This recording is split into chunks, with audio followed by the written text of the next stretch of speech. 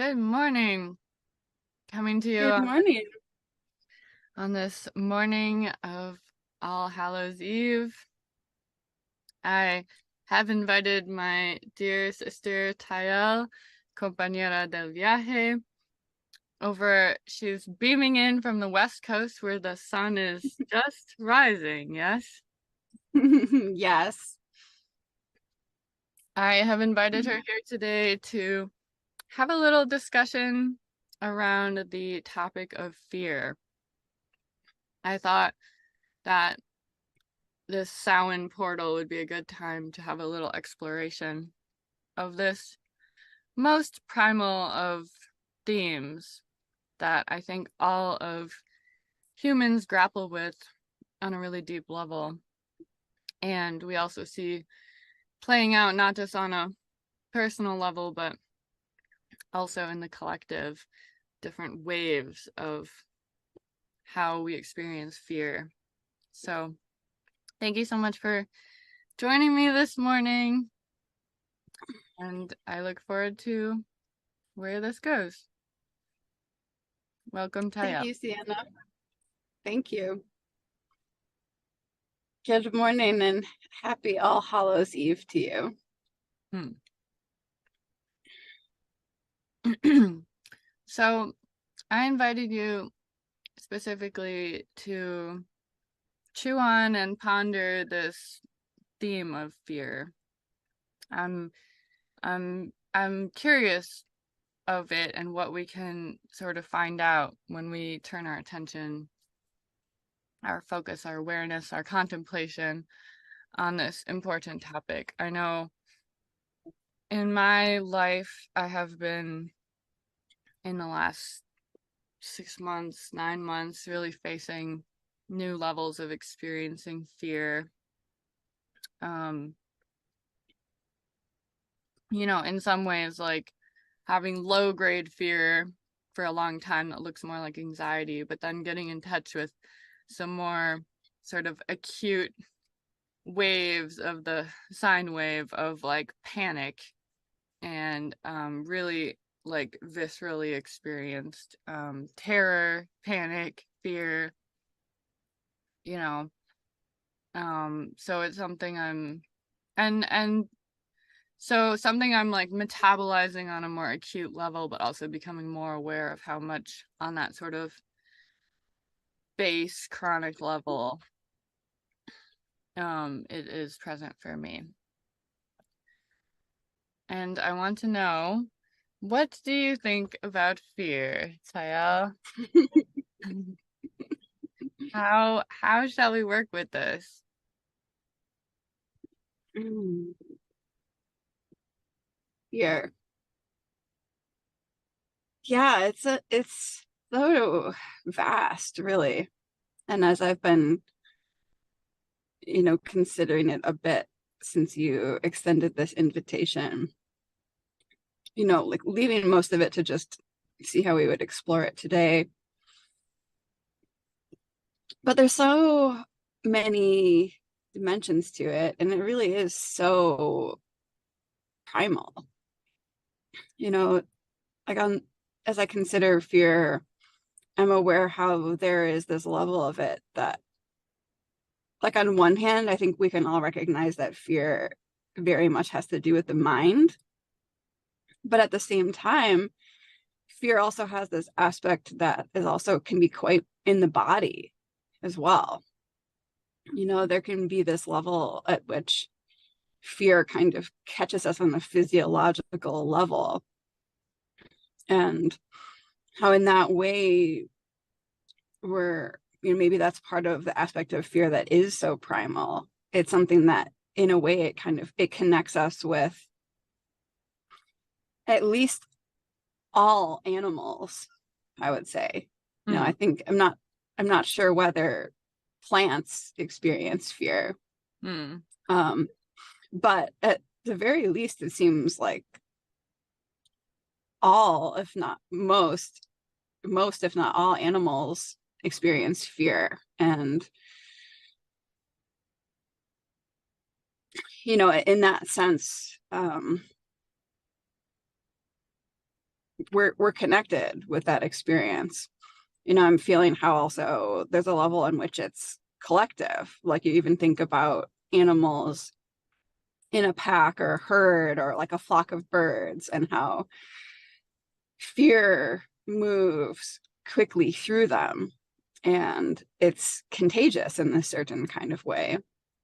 On a level that there's also intelligence to that, Mm. that it can direct creatures to move, when there's a threat, to move together collectively in a way that is definitely what we would consider before or faster than the conscious mind, and how that can be such a big part of what we navigate with fear, even when we catch it and notice it, that there's a level on which it kind of takes us over in the body, and um,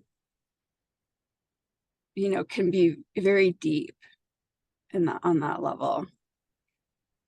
Yeah, it makes me wonder. The first thought I had was like even like how bacteria kind of move away from things and can communicate to other bacteria if there's something sort of dangerous nearby. Now, I don't know if that is actually fear or if it's like a sense of something that is, almost like a chemical sense that there's something dangerous over here. But I don't know if those are distinct. And the next thing I was thinking about is like how I heard just recently of animals in Colorado, deer and elk, like coming out of the woods and coming into people's yards. And I don't know the full story there in the context, but yeah, like or when a fire comes through a forest and Mm-hmm. all the animals are getting the message. And again, I don't know where that distinction is of like chemical notification of danger versus like what is experienced as fear, you know? Are they Yeah, feeling fear when they're running, or are they just running in that direction because that direction is bad? yeah, I think that points to like somehow the roots of fear, the origin of fear. At a certain point, it's almost like, is there really a difference? Mhm. Like what comes up for me hearing that is just the concept of aversion, which of course in the Buddhist kind of way of understanding, fear is fundamentally connected with aversion, and how at a certain level, fear and aversion meet, or fear is a manifestation of aversion.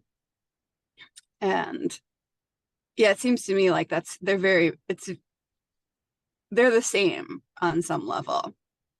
And how in that way too, it's like there's obviously a purpose for that. There's an intelligence, and that in some ways, especially as humans, what we're navigating is this fear valid? Is this aversion helpful? Because there is a program somewhere that this direction is bad or dangerous, and therefore I move away from it, which can be extremely helpful, but it's helpful when it's accurate. It's helpful when that aversion is serving us. And obviously where it gets pretty tricky, especially for humans, is with the awareness that we have to recognize the bigger picture, how do we navigate that impulse of aversion when it may be programmed in such a way that isn't totally serving us? Sometimes we have developed through our experiences, and maybe through our instinct as beings, but also of course through our life experiences, a certain identification with, oh, this stimulus is dangerous. But there can be a place where the instinct to fear or aversion is attached to something that isn't actually as threatening as some deep part of our programming is perceiving. And, then in that sense, sort of confronting that deep instinctual animal nature, and how do I work with that? How do I work with that in such a way where I can feel it and allow it, but at the same time not necessarily let it run me. Right, because it's like the program is effective and it's really deep and it's in there. But then what we are what we're perceiving that triggers that program is where we get into difficulty, right? Mm-hmm. Especially in the modern Mm-hmm. age. Right. Right. Which, like as we know, there's a lot of conversation about this. Like we're living in a reality in which in some ways we're safer than ever, but at the same time, many, many people are living in almost like a chronic state of low grade fear because there are so many stimuli in our environment that maybe in our deep ancestral past or our animal past, we're dealing with triggers that would have been genuinely threatening. Like, even for the example of something like constantly being around traffic or like flashing lights or other things like that, that, in a natural environment would indicate alarm. But yet we're in a reality where these things are happening all the time. And even if we've learned to mostly tune them out, there's some level of our nervous system that's being triggered by these things almost constantly. And, I guess that brings up the question for me of how then does that dynamic where we're learning to tune things out, how does that affect our trust of our own Mm. intuition around fear?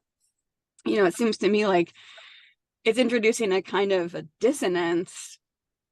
Hmm. And maybe this is where fear gets really tricky, where on one hand, we have to override some of our fear impulses to continue functioning in the world as it exists. And yet at the same time, at some point, our intuitive response to fear is helpful and valid. I can see how that could muddy our ability to discern or differentiate how to trust our own impulses and intuition. Yeah, that's a really epic concept that we should definitely explore some more of that. Yeah, that confusion of trusting the self. I liked your examples of traffic and the bright lights, or the flashing lights, and I thought of one too, which is like being constantly or like being around strangers often, or even being surrounded by strangers. Like I imagine in a distant past for us as humans that might have been like a pretty rare and extreme occurrence that you would be like in a in a place where there was a bunch of people and um and like not knowing anyone around you, right? Like how could you Mm. be so displaced from like your village and your community that like you were literally all of a sudden around people but you didn't recognize any of the faces, you know? Mm. Mm-hmm. Mm-hmm. And we just that's like something we totally just have to constantly deal with and override. That's it, Yeah.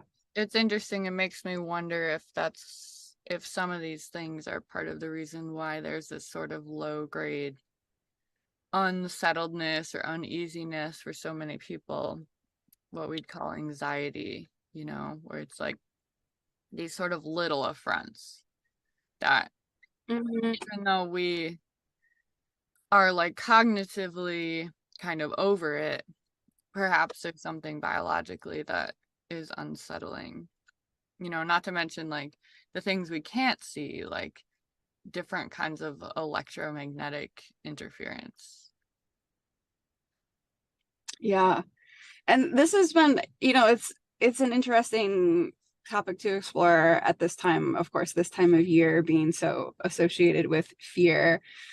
Uh, even in an almost like a playful way, like at the time of year when we celebrate fear in a certain way and like indulge in and dive into it. But also in terms of just our personal process right now, as we're in this meditation school together, and we're, currently exploring some realms of meditation, um, where we're exploring the, one could say like the different biochemical modes of motivation within the human system. Something that's been coming up for me, and had a few conversations lately, recognizing also the way in which, uh, as human beings, culturally, we actually often use fear as a kind of fuel too. And I think that adds an interesting complexity to what we're collectively navigating in terms of fear right now, in the sense that, and I don't know all of the exact biochemistry, but on some level, fear creates an adrenalized state that can allow a lot of action, Mm-hmm. and that we are in a societal moment where that power, that source of fuel, is what a lot of us are actually using to run our reality. Mm-hmm. That, we're living very adrenalized lives to kind of like keep up the pace and stay motivated.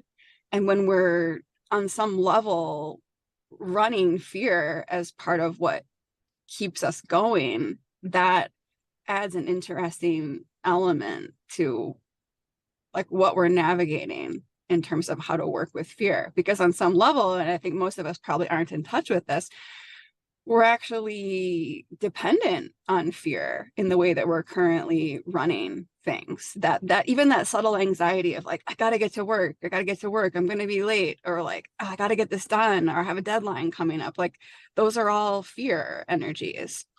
And I think for some people, ironically, you might say, like, they're afraid of letting that go, because there's a little bit of a sense of, will I be as productive? Will I be able to get things done in the way I need to if I don't have that, like The the whip. stick of fear, the whip, kind of like just constantly at my back, kind of like keeping me running. Yeah, and I would add that probably so many people are running that program partially because of a deficit of other kinds of natural energy or natural or like other types of motivation, right? Including like genuine inspiration, passion, belonging, connectedness, cooperation, but like that genuine wellspringing up of like good of like vital energy, vitality just at a basic level too. Like I think that as that bar gets lower, then people rely more heavily on the adrenaline cortisol systems too. Just even the basics of get good, get going, get up and get going, you know? Mm-hmm. And And then, of course, like as we lean more in those adrenalized sources, then that also depletes our access sometimes to the other sources of fuel. So it's like there's a self-perpetuating quality to it, which I think kind of gets back to that quality of fear, that there's a momentum to fear. mm-hmm. Yeah. It reminds me too, just to mention that I recently heard, I don't know if it was Tara Brach or who, but talking about the that like something about our cell phones, and I don't know how we relate this exactly back to like what would be a natural fear, but um it said that like every time like the phone bings that there's like a message or something. A lot of people, since work is also so connected on the phone, or like people are getting into arguments over the phone on social media or something, there's there's basically like whether it's a positive message or not that's actually coming up on your phone, there's a tiny bit of cortisol released. It's like cortisol being like, what is it? Like it may be not even bad, but just like, oh my God, like someone wants something from me, or I'm being there's an alert, there's a message, what is it? Like, am I late? Yeah, I missed they're something. even called alerts. They're called alerts. Right. Right. And so then and there's this like this little drip line spike of stress hormones that go into the bloodstream and affect us. And like that is also you know, obviously the app makers and the different people who want us involved with our phones are going in the direction of more of that. As you can see, there's like a million things that now pop up as notifications. And again, that could be feeding into that like place where we're at of a kind of addiction to stress. Hmm. Yeah, I'm also interested in, like zooming out a bit and thinking of considering fear in some of the deeper and bigger ways as well. Like one of these conversations that came up for us recently, um, looking at more of the human cultural side of things, how there's also this relationship with fear, um, in terms of our our growth and our expansion as human beings. And there can often be this, um, approach, especially with self-development or spiritual development, personal growth, where there's a bit of a concept of like feel the fear and do it anyway. Uh-huh. And that's a really interesting one for me, you know, of like what is my right relationship with fear? On one hand, and also as I considered this topic a bit, I was just recalling my own relationship with fear. And this is something that we've discussed a little bit already personally, you and I, but remembering and recognizing how in my early childhood, I perhaps experienced myself as fearful, which I guess, a lot of children are or can be. Hmm. I mean, one might say like quite naturally. Um, like maybe timid or excitable, and somehow interpreting that early on in my life as something that made me weak.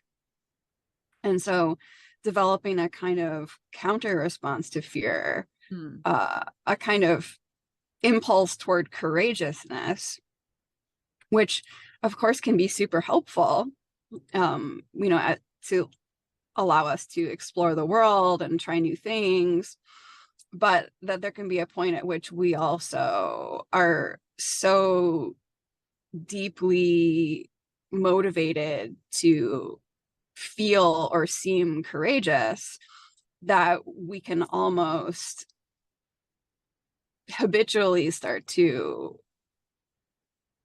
mm, seek out fear almost Hmm. as like, like recognizing in myself, with fear that there are times where I've almost taken that advice to move toward fear, perhaps a little bit too far, where now it's like if I feel afraid of something, I feel almost an obligation to explore it or move closer to it.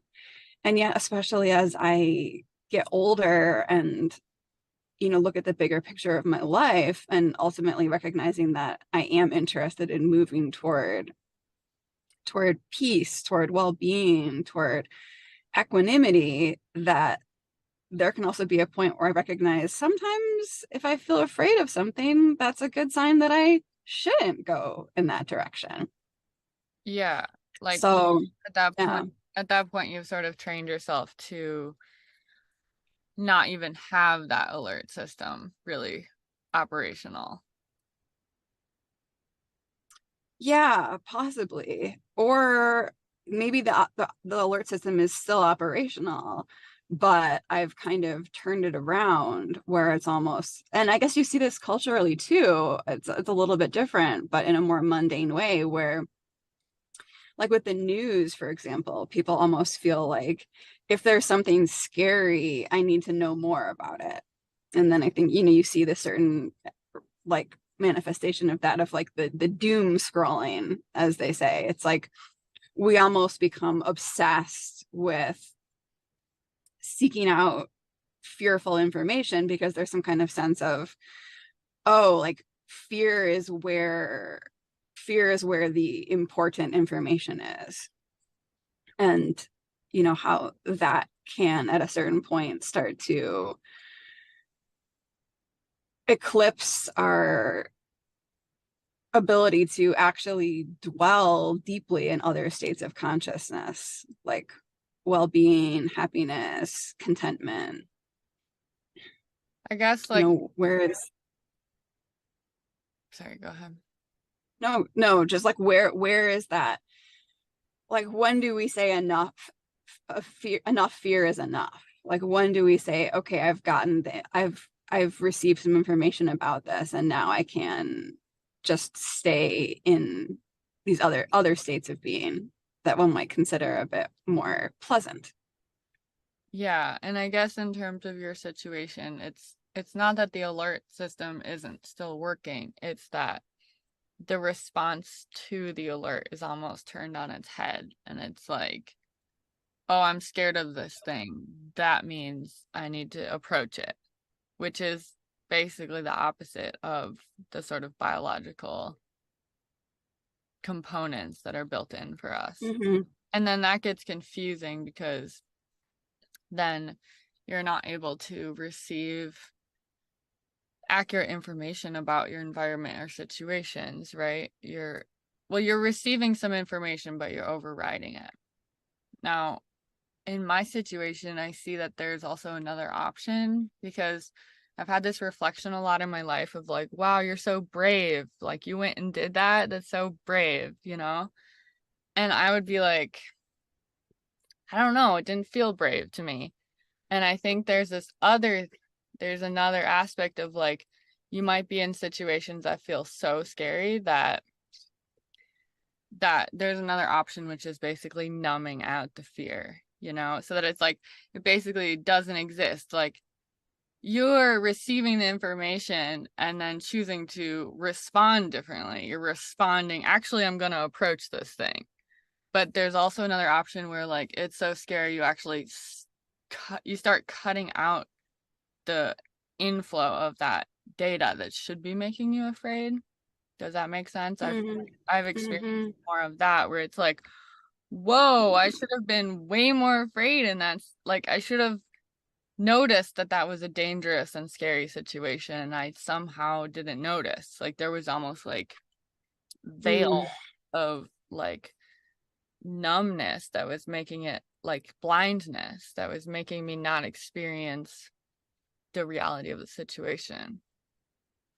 And I appear as courageous, but actually I was out of touch with my situation. Mm-hmm. Yes. Yeah. I've been noticing that a bit with myself as I, through various meditative practices and working more to be present with my physical vessel, recognizing how, like, to my surprise, there seem to be certain areas of my being where fear is actually there all the time, but I've ceased to feel it. Mm. So, noticing things like numbness in my body or agitation in my body that on some level, yeah, like I've tuned out. And that is a really interesting dimension of fear. And of course, there's this interesting dance there between sometimes to, I guess it's that element of fear that relates to aversion, that sometimes we're afraid of fear itself. The aversion to the aversion, the aversion to the fear, and the ways that that can ultimately disconnect us pretty deeply from our experience.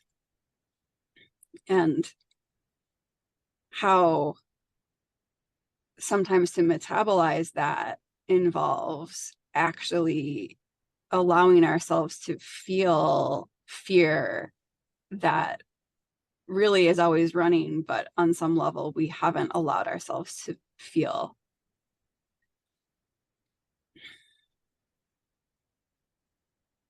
Yeah. Yeah. I'm just seeing this paradox within fear of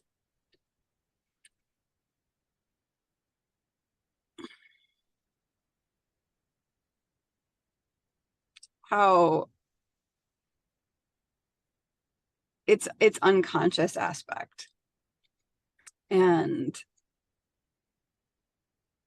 maybe this comes back around. This is maybe like maybe part of the positive meaning in that concept of feeling our fears and moving toward our fears, is that sometimes to actually see what's there, we need to feel the fear more deeply than we've been feeling it. And in feeling it, then we maybe have access to the information that's there, which might be valid. We might realize, wow, this fear is actually trying to tell me something useful. Or we might look into it and realize, oh, this fear actually doesn't correspond to the situation. But in either case, it involves in some ways allowing ourselves to be closer to the actual experience of fear. Mm-hmm. Think about this one time. It was one of the first times that I found a hawk, an animal, and that I chose to process that animal to receive its feathers. And I was aware as I had a knife and I was going to like begin to dissect the body, that there was almost like a sheath of fear that I could recognize in that moment was actually blinding me. Mm. That in that moment, and it's something that's hard to explain, it's like I was aware of reaching this place, like as the knife met the flesh of course, this other creature that was already dead, but somehow in that this place where there's like a knife and there's blood and there's flesh, that there was some part of me that felt this sort of a panic that almost made it impossible for me to see, like both visually and perceptually. And that as I breathed into it and allowed myself to really perceive what was happening in front of me, I could feel the fear start to shift and melt away, which then allowed me to actually move forward.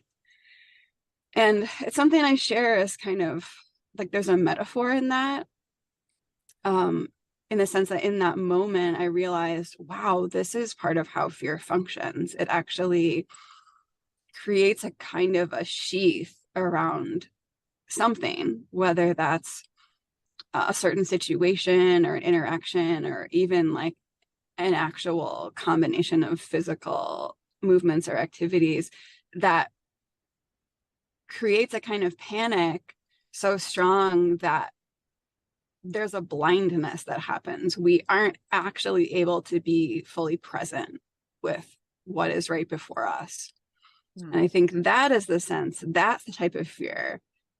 That's the type of fear that it's like, can I bring awareness into that fear? Not with a prejudgment of whether or not the situation, like I should override this or I should respond.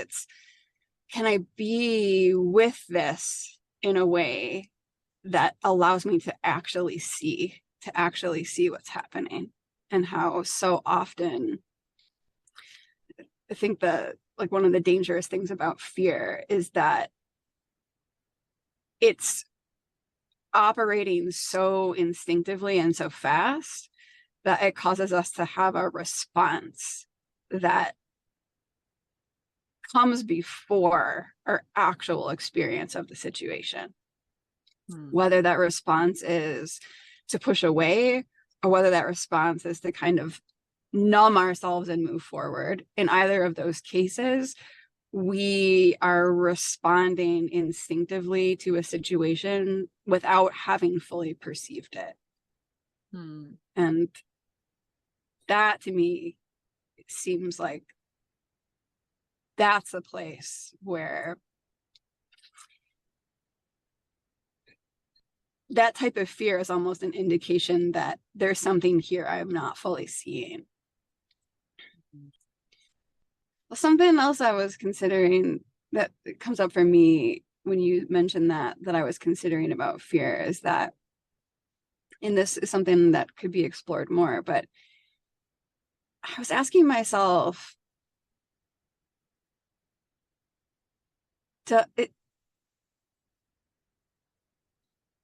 does fear ever really, truly, fully exist in the present moment? It seems like there's this quality of fear that's very deeply connected to the past and the future. That, even like the quality of anxiety, which is, one of the resonances of fear. There's this quality of jumping slightly ahead of myself in time. And something that I've noticed a lot is it seems when I pay attention that when I'm feeling anxious, I'm almost always not totally in the present moment. And that the further I seem to go into the future, the more likely I am to feel anxiety. And yet that projection of the future is inherently based on the past. And that's part of how this program of fear works. It's a certain kind of intelligence, but it's a kind of programmed as opposed to purely present moment intelligence, where the mind or the body is recalling certain instances from the past and projecting them into the future. Like, this happened before, so this might happen again. So I need to respond.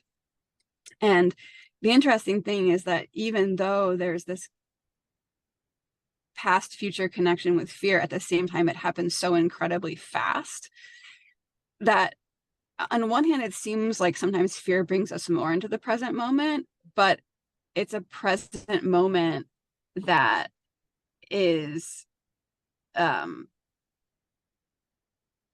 it's a present moment that is not truly, truly, truly present. It's like the past and future get compressed. And there's this really, really fast response, but it's still not actually fully perceiving what is happening now. And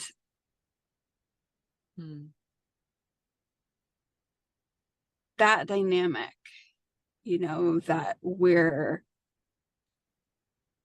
so intensely trying to avoid a certain outcome that we're projecting that outcome in a way into the future. And how when that, I'm thinking also of, when we are in processes that are truly new, like these moments of personal or collective evolution where we're really, really immersed in the unknown. Of course, there's a high potential for fear to be activated. But that fear can make it very difficult for us to see an unfolding process of something that is genuinely new. Yeah, I mean, feels fairly personal when I think about it. Um, but yeah, and it seems like how that past and future thing is happening so quickly is probably because the past is actually just logged. It's logged somewhere in the amygdala, something that we're maybe trying to avoid. And then there's like a predictive Mm-hmm. function of the animal brain that is operating. So there's no reason you need to be in touch with what that past thing is, you know, like it's happening outside of our consciousness. It's like they're like they're synced up in the animal part of the brain. Mm-hmm. And yeah, what is with the unknown being so very scary? It's, Yeah. it's almost like fundamentally one of our triggers for fear.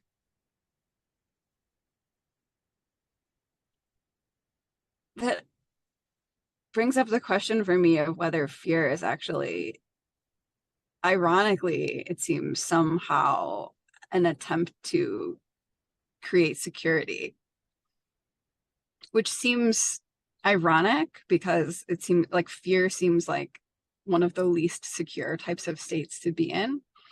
Like we certainly don't really feel secure when we're actively feeling fear, but there's this level on which through this predictive mechanism of fear, we are actually cementing something as being known. Ironically, we're kind of saying this is like something that happened before and it will turn out in this way that I am somehow anticipating that I know that in a certain sense through fear we're actually affirming that something is familiar. Ironically, it's familiar in a scary way, Yeah. but that it's it's fascinating to consider that the impulse to know what's happening is actually perhaps stronger than the impulse to even feel okay. It's like we would almost rather know what it is and decide that it's bad than Mhm. to truly be in a state of truly not knowing. Yeah. Yeah. And that's a really hard thing to overcome when it's like Yeah. written into the written into the code structure. Yeah. Which that reminds me too of another aspect of fear I was considering, which is um like tied into regret. That it's like if there's a threat, for example, asking myself, why would we do this? Why would we decide we know what's happening, even if what we're deciding is that it's something negative, as opposed to truly being with what is? And perhaps part of the potential motivation there is the sense that I would really regret it if this was bad and I didn't do something about it. And I know I saw that happen a lot in the recent pandemic times, that there was this sense of, well, gee, wouldn't it be bad if I didn't get that shot and then I died? There's a sense that I better take this security measure now because I won't be able to take it retroactively in the future. And just the way that our tendency toward regret, and I guess again fear just really seems like this infinite loop, because it's actually our fear of regret, Mhm. our our fear of regret that motivates us to be in a place of fear in the present moment. But the sense that I could mess something up and I could have done something about it, But if I don't do something about it, then I'll regret that I didn't do something about it. Mm-hmm. It's Mm-hmm. very, I feel like as I talk about it, it's like increasingly seeming like such a crazy, endless loop. Mm-hmm. It's like fear has a very self-justifying quality, Mm-hmm. and in that sense, it actually reminds me of how there is just popping out a bit. There's this level of fear that it's simply a resonance, it's a vibration. And when we're kind of in the radio station of fear, it tends to self-validate that when we're in a resonance of fear, things seem scary. And when things seem scary, we're more justified in being in fear. Like, the kid in the dark bedroom who gets themselves really worked up in a state of fear and is totally convinced that there's a boogeyman in the closet, which then further justifies being in a state of fear. And it like quickly becomes kind of its own little fear storm. But it's all like zooming out from the cause and effect dimension of fear. It's a frequency, and it's a frequency that definitely seems to self perpetuate. And so there can be also this possibility, this invitation to, regardless of how justified the fear seems, to consciously explore shifting our frequency, which can then sometimes allow us to actually take more effective action, but not as strongly being run by fear itself. Sometimes it's like me with that hawk. I had to actually breathe into a place where I wasn't so fully full of fear to then be able to actually appropriately move my hands, move the knife, do what needed to be done. Moving out of fear just even a little bit allowed me to actually see what was happening in a way that I could make a conscious choice. Hmm. Huh. When you just said that, like, feel into a place where there wasn't fear, it made me think of working with a somatic therapist. Sometimes she I've been introduced to this concept of like really you're really feeling the unpleasant sensation. That's like a big part of it. Somatic tracking would be sort of going deeply into the place of the most turmoil, the most instability, the most pain. But there's this thing they do where like you ping pong, like you find basically you're like spending a majority of the time with that spot, but then like what in therapy might be called resourcing would be to like turn your attention to like find a place where it feels opposite of that or a place that feels different than that. And basically to just like even to bring your awareness to like some obscure place in your body where it feels different than that thing that you're focusing on is a type of resourcing for the consciousness, for the awareness that can then basically almost reinforce your strength to kind of go back in because there's a part of you that knows there's a part of you that then has experienced that this is not all that there is, right? And Mm-hmm. therefore it is not like it's not all consuming, right? And there's another vantage point. Um that just came to mind for me when the way that you phrased that was almost like you tapped into a different place. And of course, this could be like I'm talking about an example that's physical, but it could potentially be to a different, to some part of your awareness that is in a different state of consciousness. Mm-hmm.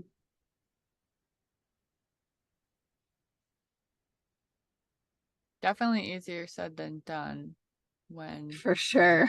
like It's very vast. It's a vast exploration. when it can feel really all consuming, it can feel because that's a thing. It's like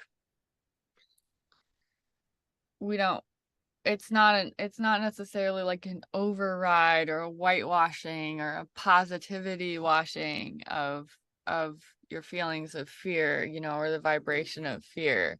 But like, is there a way to like poke a small bubble in the experience somewhere that allows you to get a glimpse, you know, and kind of it's like come for a breath of air so you can like dive back in, you know, and untangle a knot. Yeah, I'm seeing something in my mind that it feels um there's almost like, I'm not quite sure the right word, but like a logistical quality to it. And that's not quite the right word, but it's almost like you need to have the right footing. It's like almost like the state of fear. Part of its quality is that there's a lot of movement. It's uh, very unstable in a certain kind of way. It tends to have an impulse very strongly toward movement. And so in that way, it's kind of rolling, it's kind of moving. And it's almost like to appropriately navigate it, we have to get footing on something a little more stable so that then we can, from that stable place, almost like throw a rope back down into the fear. I'm seeing it in my mind. It, it very almost, yeah, it's like almost like if you were going to, you know, try to pull someone out of a churning ocean, it would be helpful to have footing on something slightly more stable. Within the fear itself, the footing to move oneself through it is not really there. And that it's almost like to pop out into a little bit of a different frequency then allows us the footing to appropriately explore the fear. Hmm. And fear can sometimes feel like not movement. I mean, my experience of fear so much is, you know, of the four F's is so much of the freeze response, you know? So like running, flight is a, you know, is a one of the, you know, impulses. But it can feel frozen, but I do notice that like when I'm trying to feel there's